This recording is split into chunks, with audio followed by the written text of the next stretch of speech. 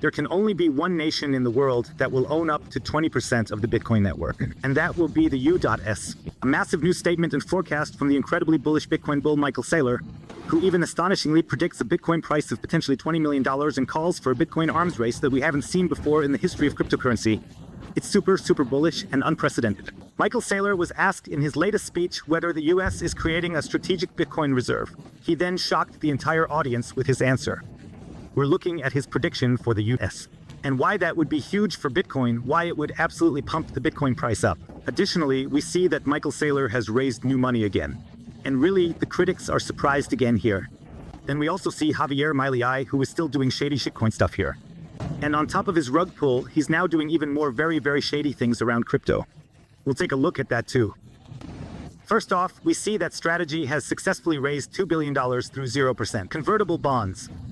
And due to the high demand, an additional $300 million were added, a higher demand than originally targeted.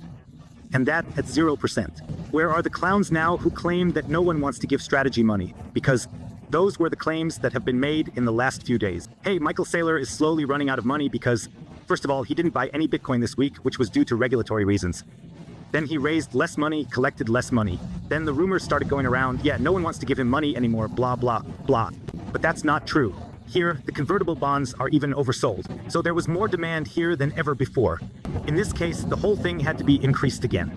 We see that Michael Saylor is definitely still scooping up Bitcoin, definitely putting more price pressure on Bitcoin. And that's a very good sign for Bitcoin.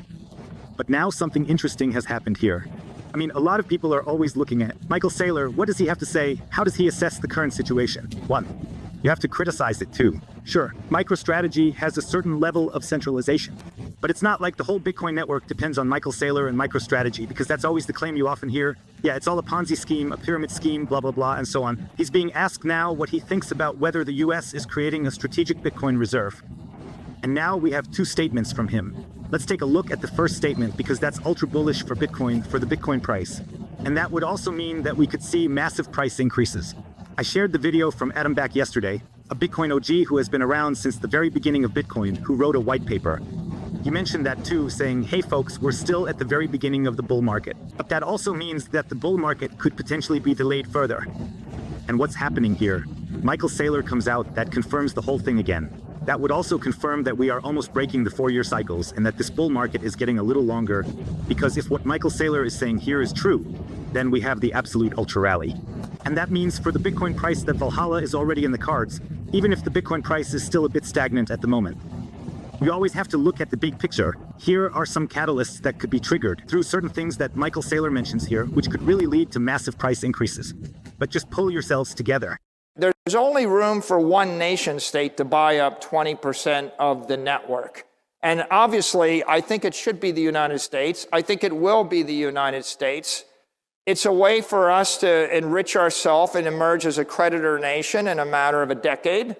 It's also a way for us to ensure that we're the economic leaders in cyberspace and the digital economy for the next 100 years. And if we do that, every one of our allies will follow us, and then all of our enemies will end up having to buy into the network once it passes 10 or 20 million a coin, and they will enrich us. And most people won't understand what Michael Saylor is saying here, but he's actually predicting the absolute bull case for Bitcoin. He's talking about a Bitcoin price of $20 million, and in the worst case, $10 million. And he makes it very clear how that's going to happen. That means, according to him, the US will be the first nation to buy Bitcoin on a massive scale. They will buy up 20% of the Bitcoin network. Whether it will actually reach that much, I really doubt it. For 20% of the Bitcoin network, we would have to print huge amounts of money. So the US would really have to go all out, because the problem is the Bitcoin price keeps rising all the time now. Let's say the US buys 200,000 or 300,000 Bitcoin, then exactly what Michael Saylor is saying will happen. Then even the enemies will start buying Bitcoin in massive amounts. Then Russia will buy Bitcoin, China will buy Bitcoin. This is all going to lead to an absolute race. That's also what many call the cyber race. That will happen, but not in space, but it will happen. Whoever has the most Bitcoin will win. And then the Bitcoin price will continue to rise. Then the Bitcoin price will be at 1 million, at 2 million. And when the Bitcoin price hits 3 or 4 million, it's going to be really hard to get a large percentage of the network again, in relation to when Bitcoin is low. That means that what is happening here does not mean that the Bitcoin price is slowly rising. Rather, it would mean that the Bitcoin price is really skyrocketing. It's going up. We really need to keep an eye on that 20% target here. How can the USA do this? Get 20% of the Bitcoin holdings. We'll get into that later, whether that's good or bad. But if they want 20% of the Bitcoin network, they would have to be relatively aggressive. In a very, very short time, buy a lot of Bitcoin. They'd probably have to buy about 15% of the Bitcoin network somehow this year or next year. We've already established that the higher the Bitcoin price, the harder it is to buy significant amounts here. And if Bitcoin is at 10, 15 million or something like that at some point, buying another 5% of the Bitcoin network is simply utopian. Or you'd have to print so much money that the dollar would go into hyperinflation at the same time. So the only condition or way to buy such massive Bitcoin holdings is to be relatively aggressive, relatively quick, and buy huge amounts of Bitcoin. And that would also lead to having a strategic Bitcoin reserve, so you have both a wealth front and you're not just tiptoeing around, but really going all in aggressively, right from the start. I think RFK also suggested buying 4 or 5 million Bitcoin. And that would be roughly in the direction of what Michael Saylor is denouncing about the 20%. I mean, whether it ends up being just 15 or 10%, that would still be a lot. So that's how this can happen, or at least how it will happen, according to Michael Saylor. And then we have the second story, whether that's good for the Bitcoin network. So basically, we have to say that if someone has 20% of the Bitcoin network, that's definitely something to be concerned about because it indicates a certain level of centralization, at least in terms of wealth distribution. On the other hand, we can also take it pretty easy. This whole thing is because only the US now has 20% of the Bitcoin network. Doesn't that mean that later on, the US could change the network or the protocol? What's really dangerous is that, for example, everyone might give up their Bitcoin, especially all the people who don't keep their Bitcoin in self-custody, but instead, for instance, the US already has a whole lot of Bitcoin. That means the Bitcoins aren't in the hands of sovereign individuals. They're already under state control. Then other nations might hold Bitcoin reserves. Say that, again, Russia and China will have another 10% or so. Then that's already 30% of the Bitcoin network gone. Then we have another percentage that perhaps doesn't hold their Bitcoin in self-capitalization, but rather Bitcoin ETFs. We also see that the trend continues, with Bitcoin ETFs accumulating more and more Bitcoin. And if we go through that, we really don't have that many left that are held by sovereign individuals in self-custody. And that's why I always say, be self-sovereign with your own hardware wallet. Get yourselves a TREZOR hardware wallet. I'm putting a link down here. Here you can easily, safely, simply be completely self-sovereign with your own Bitcoin, and you can save 10% on a TREZOR hardware wallet with the code Bitcoin Hotel. But to be honest, that only happens if America offers enough money to the individuals who currently hold all the Bitcoin. Right now, it's like this. It's not the states that hold Bitcoin, not the big companies that hold Bitcoin, but the majority of the Bitcoin network is held by individuals who got in very, very early. Those weren't companies, no businesses. Those weren't states either, but individuals. And that would suggest that here in the US, they need to offer these people massive amounts. And yeah, everyone will eventually get weak, but the thing is, there are still sellers out there right now. That means if the Bitcoin price now goes to 200,000, if it goes up, there will definitely still be a lot of people who get weak and sell their Bitcoin to the US. But at a certain level, there just aren't any weak hands left, because we also know that a large part of the Bitcoin network, 60, 70%, some say 80%, are long-term holders with ultra-strong hands. So not just the long-term hodlers, we can perhaps differentiate again ultra-strong hands who might even say, hey, you never sell your Bitcoin. And if there are somehow 40, 50% of the Bitcoin network that may never even sell their Bitcoin, how is the USA going to get these Bitcoins? They either have to confiscate it, or they have to offer so much money that the Bitcoin price skyrockets to a level that's almost unimaginable. And that's also the Bitcoin price escalation scenario that Michael Saylor has called out, which I'm really, really skeptical about whether that will actually happen, because claiming 20% of the Bitcoin network is already a pretty high estimate. But he's being asked again what the deal is with the strategic Bitcoin reserve. And take a look, his answer here would surprise you too. And people want to know, are we going to have a US Bitcoin reserve? And when is that going to happen? The way to think about Bitcoin is it's the most powerful digital network in the world. It is cyber power. If you want to dominate the next 100 years, just like the last 100 years is based upon dominating sea power, fire power, air power, space power, nuclear power. You want to dominate cyberspace. You want cyber power. It's the unstoppable network that no one can corrupt. And the use of the unstoppable network, among other things, is hundreds of trillions of dollars of capital moving from point A to point B.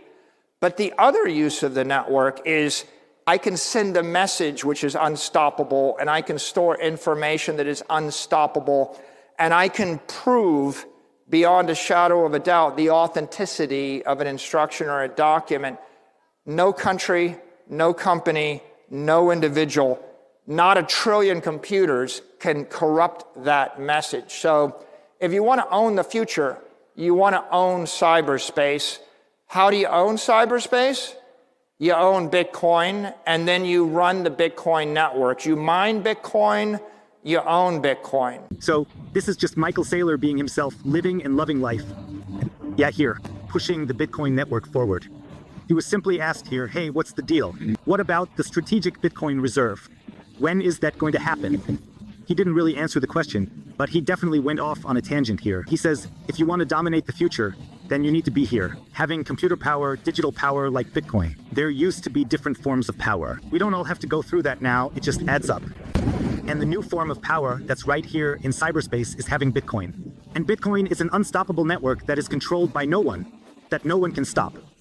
But on the other hand, everyone needs it. That means everyone needs Bitcoin, but almost no one gets Bitcoin yet. And this is basically the ultimate argument that Michael Saylor makes here, and why he also says, hey, the strategic Bitcoin reserve. It has to happen because if the USA wants to continue to be the dominant player here, if the USA wants to continue to be a nation that stands for prosperity, if you want to stand for freedom, if you want to stand for independence, then there's really no other option left. That is, it is similar to the shooting mulcher argument that Michael Saylor brings here, that Bitcoin is simply not optional if you don't want to be eaten up by technological progress, if you don't want to be eaten up by the automobile, which then displaces the horse, if you don't want to be devoured by the bazooka, which will then at some point replace the knife, if you don't want to be devoured by the internet, which will then at some point replace, I don't know what there is, smoke signals or the transmission of information via carrier pigeons or something like that. If you don't want to be left behind, then you just need Bitcoin. Check this out, I'm just walking around on the beach now. Back here are the cool caves of El Sante here in El Salvador. And here's the awesome beach. And now afterwards, it's almost sunset. The same thing will happen again. And that's the big point that Michael Saylor makes. And that's quite a story. We always have to keep in mind what this means for the Bitcoin price. That means an absolute price explosion. And yeah, I get it, right now it doesn't look like we're seeing any kind of price escalation. But we have to look at the whole thing in the long term. Michael Saylor doesn't think in weeks, he thinks in decades. And now we have another Ellie. And actually, we saw that he launched his shitcoins, and now there was something very, very questionable, something very, very critical. I don't want to imply anything bad about Millet here, but it really does look like he's getting scammed. Millet from Vitalik But Aaron, the founder of the Ethereum Foundation, is really getting scammed. So Vitalik But Aaron invited him here.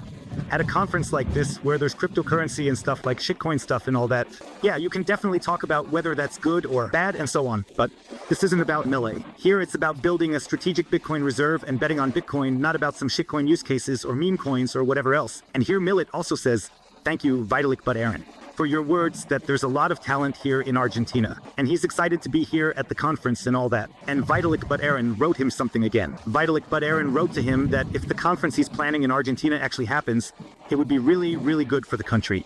And blah, blah, blah. So it looks like Javier Milei is going through his shitcoin phase right now. I mean, that's good for us. Then you can buy cheap Bitcoin for a longer time and many representatives. It seems like he just doesn't get that you need to bet on Bitcoin and not on some random shitcoins. And as I said, you can do all this privately, you can gamble on some shitcoins, you can play shitcoin casinos here, and so on. There is nothing wrong with that. But if you're representing a nation and trying to take a country to the next level, you don't do that with some random shitcoin gambling.